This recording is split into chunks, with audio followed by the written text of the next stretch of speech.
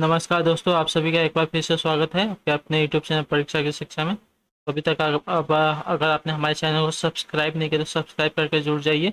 और यहाँ पे चलिए आपकी जीके के पर 20 क्वेश्चन आपके लिए लेके आया हूँ। तो आप चलिए देखते हैं आपका पहला क्वेश्चन क्या दिया गया है। निम्नलिखित में से कौन सा मान एक क्षारीय विलय में पीएच का प्रतिनिधित्व करता है। तो निम्नलिखित में से कौन सा एक क्षारीय विलयन में पीएच का प्रतिनिधित्व करता है, कौन सा मान हो जाएगा।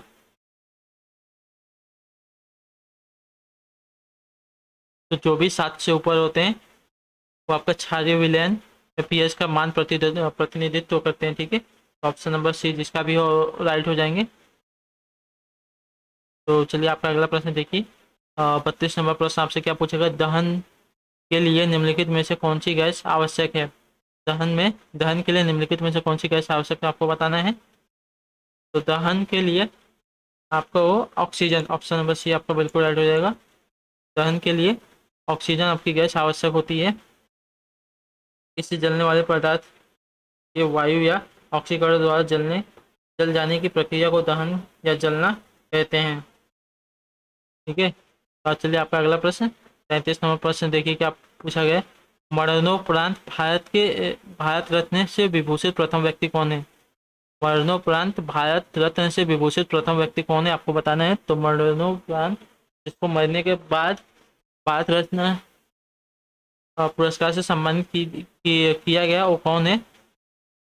तो मरने के बाद जिसको भारत रत्न मिला है वो आपके Lal Bahadur Shastri, option number A बिल्कुल राइट हो जाएगा। इनको 1966 में भारत रत्न दिया गया था। चलिए आपका अगला प्रश्न।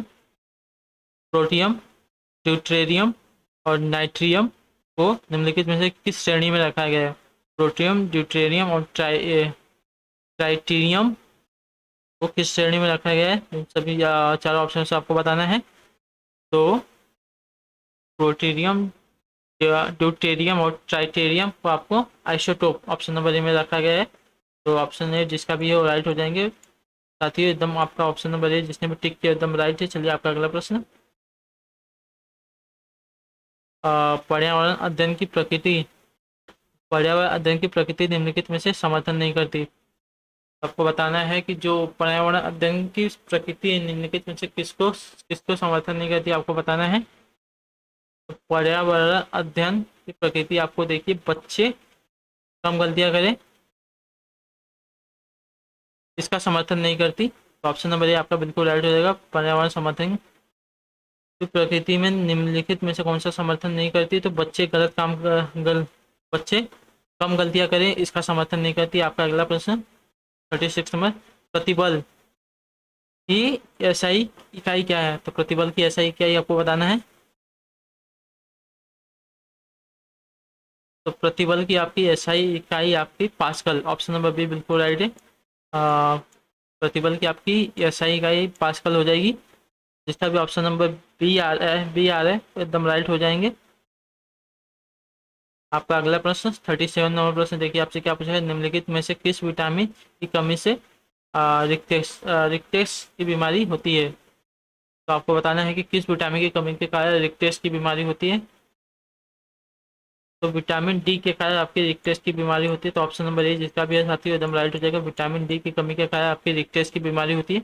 आपका अगला प्रश्न देखिए 38 नंबर प्रश्न क्या पूछा गया है। पारसेक किसकी मापन इकाई है। पारसेक आपको बताना है किसकी मापन इकाई है। पारसेक आपको बताना है तो किसकी मापन इकाई हो जाएगी। पारसेक आपकी खगोलीय दूरी, ऑप्शन नंबर बी जिसका भी है वो राइट हो जाएंगे। चलिए आपका अगला प्रश्न देखिए क्या दिया गया है। आपका अगला प्रश्न 39 दिया गया है। निम्नलिखित में से किस राज्य की पुलिस का आदर्श है कि सुरक्षा आपकी संकल्प हमारा। इस अर्थ का सुरक्षा इसका अर्थ होता है आपकी सुरक्षा हमारा संकल्प है।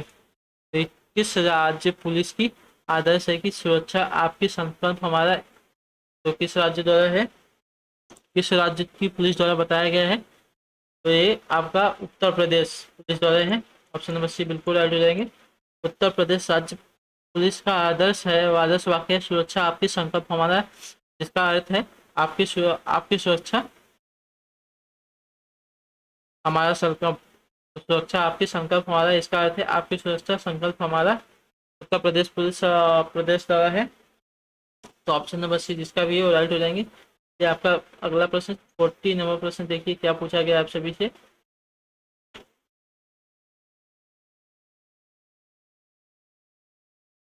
एक मिनट बस। 40 नंबर प्रश्न आपसे देखिए क्या पूछा गया।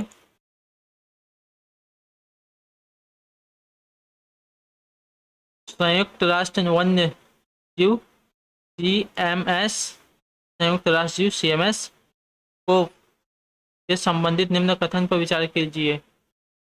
पहला दिया गया कोप 12 सम्मेलन अक्टूबर 2017 में मलीना में आयोजित हुआ था। कोप 13 सम्मेलन वर्ष 2020 में आयोजित हुआ था। इनमें से कौन सा कथन सत्य है?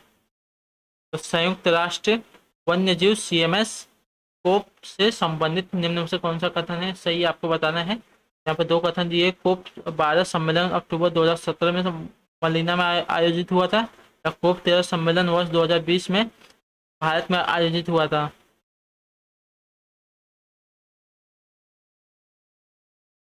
ऑप्शन नंबर सी दोनों सत्य हो जाएंगे, ए और बी दोनों सत्य हैं। कोप 12 सम्मेलन अक्टूबर 2017 में मलीना में आयोजित हुआ था, ये भी आपका सही है। और कोप 13 सम्मेलन वर्ष 2020 भारत में आयोजित हुआ था, ये भी आपका राइट हो जाएगा।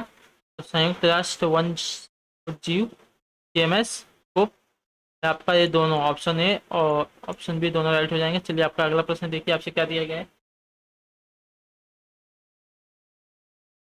41 नंबर प्रश्न है, निम्नलिखित में से कौन भारत की पहली ट्रांसजेंडर चुनाव राजदूत बनी? निम्नलिखित में से कौन भारत की पहली ट्रांसजेंडर चुनाव राजदूत बनी है? तो आपको बताना है। तो जिसका भी ऑप्शन नंबर ए आ रहा है गौरी सावंत, वो बिल्कुल राइट हो जाएंगी। ये पहली ट्रांसजेंडर चुनाव राजदूत बनी है, भारत की हैं। महाराष्ट्र में राज्य चुनाव आयोग की ओर से मतदाताओं को जागरूक करने की दिशा में एक अनोखा कदम है। तो गौरी सावंत भारत की एक ट्रांसजेंडर कार्यकर्ता है। तो आपका ऑप्शन नंबर ए बिल्कुल राइट है, गौरी सावंत। तो जिसने भी ऑप्शन नंबर ए दिया है वो साथी राइट हो जाएंगे। आपका अगला प्रश्न है 42 नंबर, भारतीय अर्थव्यवस्था के लिए वृद्धि की हिंदू दर पर किसने बनाया था? तो भारतीय अर्थव्यवस्था के लिए वृद्धि की हिंदू दर पद किसने बनाया था?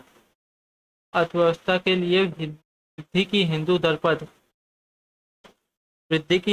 पद आपका राज कृष्ण ने बताया था। ऑप्शन नंबर सी बिल्कुल राइट हो जाएगा। जिसका भी ऑप्शन नंबर सी है वृद्धि की हिंदू दर पद भारतीय अर्थव्यवस्था के लिए इन्होंने बताया था राजकृष्ण ने। तो जिसका भी ऑप्शन नंबर सी है वो राइट हो जाएंगे। आपका अगला प्रश्न 43 नंबर देखिए आपसे क्या पूछा गया। निम्नलिखित में से कौन सी नदी उत्तर पिनाकिनी के नाम से जानी जाती है? तो कौन सी नदी है जो उत्तर पिनाकिनी के नाम से जानी जाती है आपको बताना है।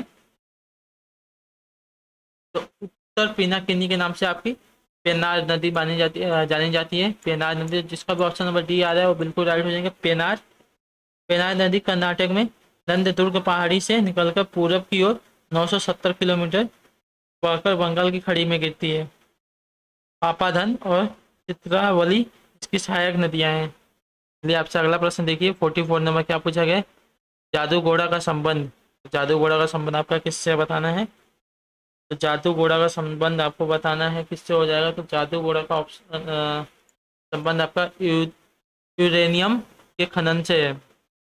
तो जादू घोड़ा का संबंध आपका ऑप्शन नंबर सी जिसका भी राइट आंसर हो जाएंगे, यूरेनियम के खनन से होता है। आपका अगला नंबर क्वेश्चन देखिए 45 नंबर क्वेश्चन आपसे क्या पूछा गया। मुंबई के थाने मुंबई से थाने तक भारत की पहली यात्रा ट्रेन किस वक्त चली थी? मुंबई जो अब छत्रपति शिवाजी नाम टर्मिनल के नाम से प्रसिद्ध हो चुकी है। तो मुंबई से थाने तक भारत की पहली ट्रेन किस वक्त चली थी आपको बताना है। तो मुंबई से थाने आपकी 1853 इस वर्ष चली थी। 16 अप्रैल 1853 को मुंबई से थाने के बीच चलाई गई थी, जिसने 34 किलोमीटर की दूरी तय की थी। भारत की द्वितीय रेल 1854 में हावड़ा से हुगली के बीच चलाई गई थी। आपकी पहली ट्रेन थी ये मुंबई से थाने चलाई थी 16 अप्रैल 1853 को, और दूसरी आपको 1854 में चलाई गई थी हावड़ा से हुगली के बीच में। ये आपका अगला प्रश्न देखिए 46 नंबर आपसे क्या पूछा गया है। निम्नलिखित में से जायल्य का उदाहरण कौन सा है? तो निम्नलिखित में से आपको बताना है जेल का उदाहरण कौन सा हो जाएगा। तो जेल का उदाहरण आपसे वो बताना है कौन सा आपका राइट आंसर हो जाएगा। तो जेल का उदाहरण आपका पनीर, ऑप्शन नंबर ए बिल्कुल राइट हो जाएगा। तो जिसका भी ऑप्शन नंबर ए आ रहा है वो बिल्कुल राइट है, जेल का उदाहरण आपका पनीर हो जाएगा। आपका अगला प्रश्न 47 नंबर प्रश्न देखिए आपसे क्या पूछा है। जल का हिमांक बिंदु कितना है? तो जल का हिमांक बिंदु आपको बताना है। जल का हिमांक बिंदु, जल का हिमांक बिंदु आपका 0 degree Celsius, option number C जिसका भी वो राइट हो जाएंगे 0 डिग्री सेल्सियस। जल का हिमांक बिंदु या गलनांक बिंदु वह तापमान है जिस पर जल द्रव अवस्था से ठोस अवस्था या इसके विपरीत अवस्था में परिवर्तित होता है। साधारणतः जल का हिमांक बिंदु 0 डिग्री सेल्सियस और 32 फ़ारेनहाइट होता है। चलिए आपसे देखिए आपका अगला प्रश्न आपसे क्या पूछा गया। तो 48 नंबर पर प्रश्न आपसे पूछा गया बड़ा इमाम बाड़ा स्मारक कहाँ स्थित है? बड़ा इमाम बाड़ा स्मारक कहाँ स्थित है आपको बताना है। तो बड़ा इमाम बाड़ा